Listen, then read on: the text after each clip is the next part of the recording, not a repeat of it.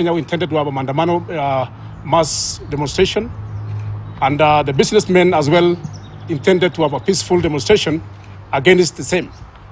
But for the public interest, I just want to inform you that both of them do not meet the thresholds of the law, and therefore their requests were declined. Engage and deploy our men appropriately, depending on the need basis. As I speak here, none of those intending to participate tomorrow have met the thresholds of Public Order Act of 2012. That therefore, it is very clear within the law what is supposed of any other person of goodwill to this country, of goodwill to the city of Nairobi, to ensure that he or she complies with the law. Okay, so the lines have been drawn. According to the police, that mass protest is illegal. Gentlemen, let's begin from there. And across board, perhaps I'll put this question. Do you believe the absence of adequate notice criminalizes protest action? We've just had the reaction from Raila Odinga today, mentioning police are just there to secure. Simple. I think on that one, Raila is right. You're just supposed to uniform the police. You are not seeking permission according to the current law. You see, we are operating on the 2010 Constitution. The law says uniform the police. I don't know, there is 72 hours. Maybe there is an act. Maybe the public on the act talks about 74 hours. But what I know is you are supposed to uniform the police. But having said that, because Hassan, I think he said a lot of things about the plans that UDA has in fixing the economy. Yeah. Okay? Arresting the dollar situation, maybe also doing manufacturing, increasing employment. You said a lot of, Hassan said a lot of things. I actually personally don't think UDA has a plan.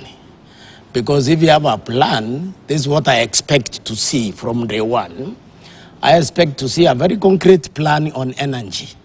Because companies have been living in Kenya for Ethiopia. Because energy cost is low in Ethiopia. Companies have been living in this country for Tanzania.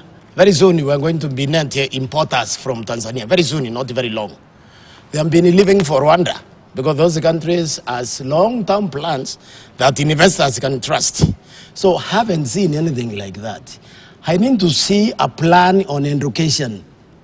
Haven't seen any, because if you want to rob the Azolas, there are two areas, economic areas you need to attack: education and health.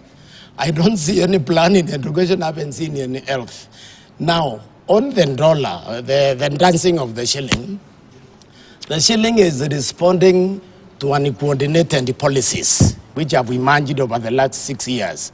Because money does not like insecurity.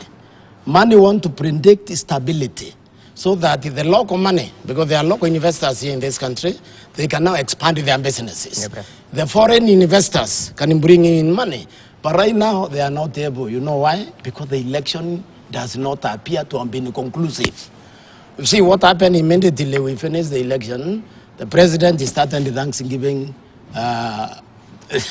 attend church in the counties. Okay, started with the Meru. But then after the church, they go and talk politics. So the opposition saw tangatangering all over. Again, they took the cue. Okay. So they also started their rallies. All right. So what it is here is once the government has taken office, like this government did, you start working. If you want to go to church, you simply go to church yourself and your wife. Because you need the country to calm down. All right. You need to give us hope of stability so that we can follow you. So personally, when I see what is happening here, is that this is the time maybe this country actually does need genuine prayers. Interesting. And perhaps, Hezbon, as you